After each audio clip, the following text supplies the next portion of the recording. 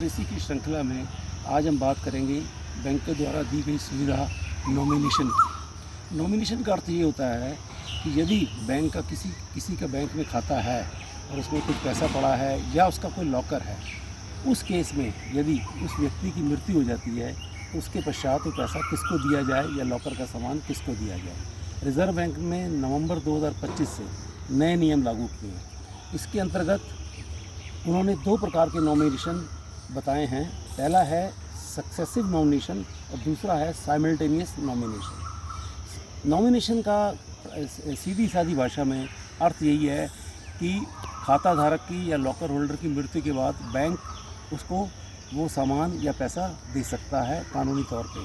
हालांकि जो नॉमिनी होता है वो उस पैसे पे हक नहीं होता, उस पैसे पे हक केवल वारिसों का होता है।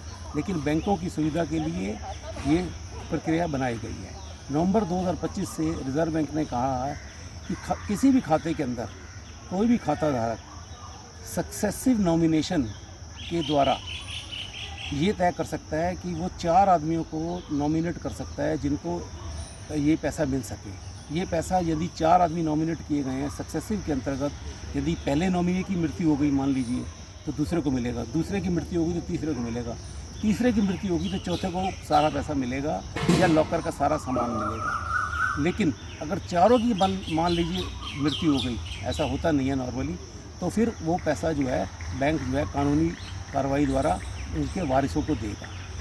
जो साइमल्टेनियस नॉमिनेशन है वो एक ज़्यादा आसान है और वो केवल डिपॉजिट के केस में लागू होता है। उसमें क्या है, जैसे किसी व्यक्ति का 1 लाख रुपये बैंक में पड़ा हुआ है डिपॉजिट और उसकी अनफॉर्चुनेटली मृत्यु हो जाती है, तो वो 4 आदमियों को नॉमिनेट कर सकता है अपने जीवन काल में, जिनको किस अनुपात में वो पैसा मिलेगा।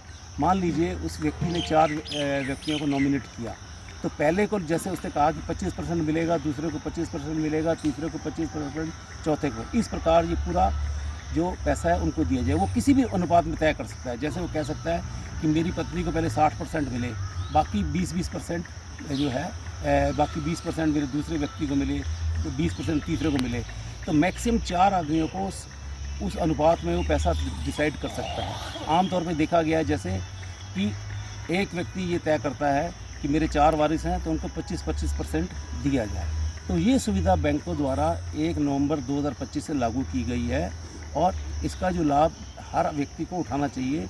4 व्यक्ति अब आप नॉमिनेट कर सकते हैं। अगर लॉकर है तो उसमें केवल साइमल्टेनियस होता है, अर्थात लॉकर के पूरा सामान वो पहले नॉमिनी को पूरा मिलेगा, या अगर पहला नॉमिनी नहीं जिंदा तो दूसरे को मिलेगा, दूसरा नहीं तो तीसरे को मिले, इस प्रकार से चलेगा। लेकिन डिपॉजिट के केस में आप साइमल्टेनियस और सक्सेसिव दोनों कर सकते हैं, या आप ये भी तय कर सकते हैं कि सारा का सारा पैसा इन 4 नॉमिनियों को उसी अनुपात में क्रमांक में मिले जैसा तय किया गया, या किसी विशेष अनुपात में दिया जाए।